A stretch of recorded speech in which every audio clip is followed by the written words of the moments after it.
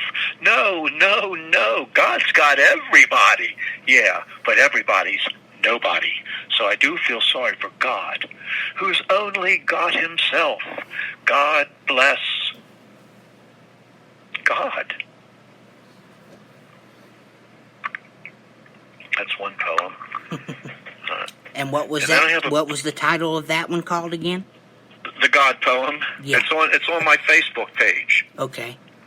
And I thought it was about an Israeli hero with a one-legged hero who went to Israel and he did a lot of great things. He took care of the wounded in the 6-Day War and all that. But now I have another poem that I wrote about somebody from India named Mastan. And Mastan in I thought Hindi means he who walks with head in clouds. Mastan walked the house all day, thinking to himself in a heavenly way. He kept the kitchen and watered the garden, but nearly no one dared to know how Mastan made the flowers grow. Some said he wished them healthy and high, and stared at them till they grew to the sky. Mastan indeed was very tall. Mastan, it seems, could see it all. He listened when he walked and smiled when he slept, but nobody wept when he walked away. Mastan, Mastan, can you see over the mountains of memory? Very tall, brown and gray.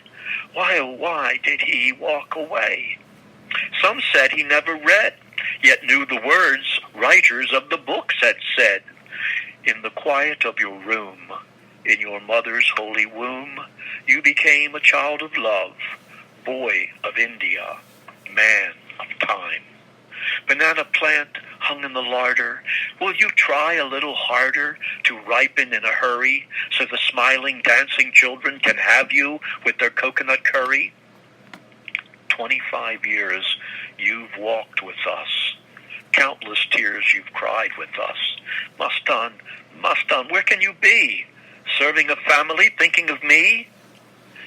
Darling daughters, super sons, are most likely the lucky ones. Mastan, like the flesh of men before, climbed the rope and walked the shore. Mastan, like the men of times before, became a man and yearned for more. Mastan, Mastan, where can you be in your walk for discovery? Mastan, Mastan, may you go far in your leap from star to star. Mastan, oh Mastan, weaver of the world. Wow. Thank you. Wow. Thank you. And now, here's the poem I took to John Cassavetes for Brothers. Okay. And that's called Big Boys. And that won the, let me see, that's on page 1. Here it is right here. Big boys soon forget the little backyards where they played when they were little boys.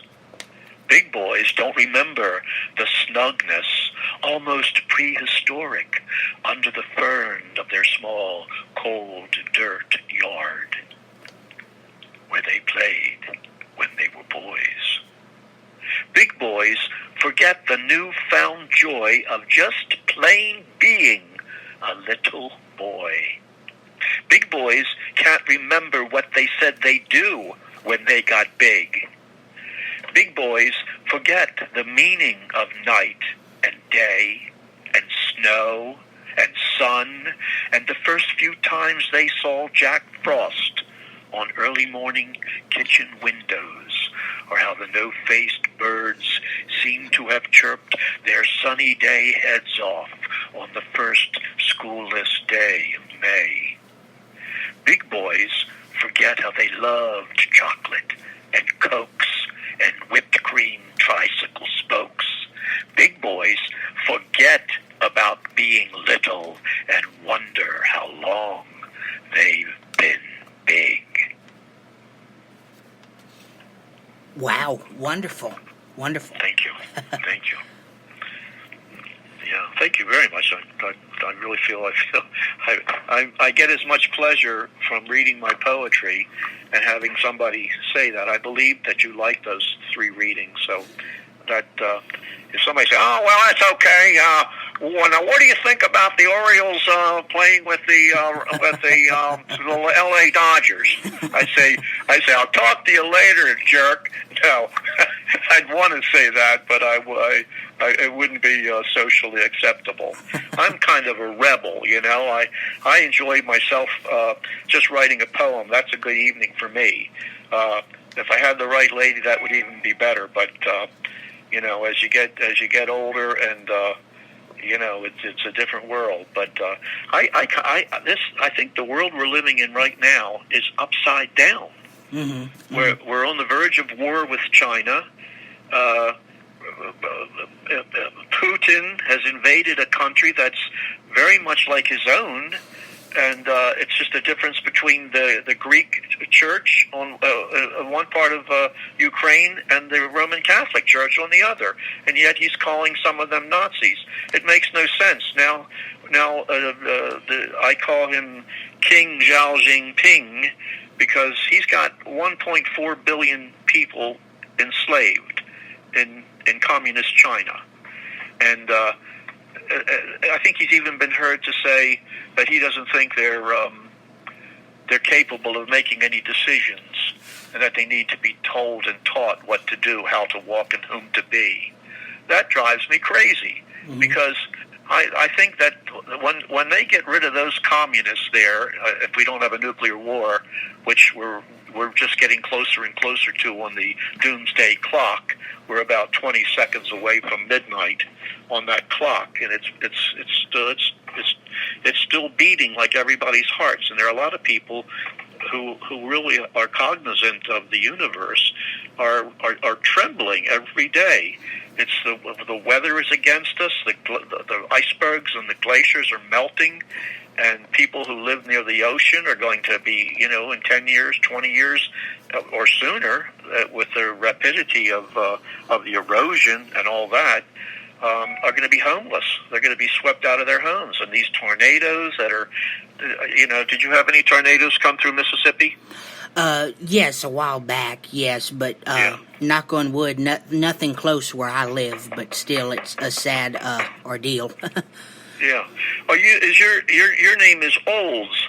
That's like a 75. I mean, a 1945 Olds mobile. Yes, I get that. How does it? Where is it? Is that actually your last name, or is that your stage name? That is actually my last name. Well, what may I ask? What is it derivative? What country is it? Scottish and Irish. I was going to say Scottish. Wow. Thank you. You took the word. I should have said it. I should have said Scottish. That was a good guess. What else?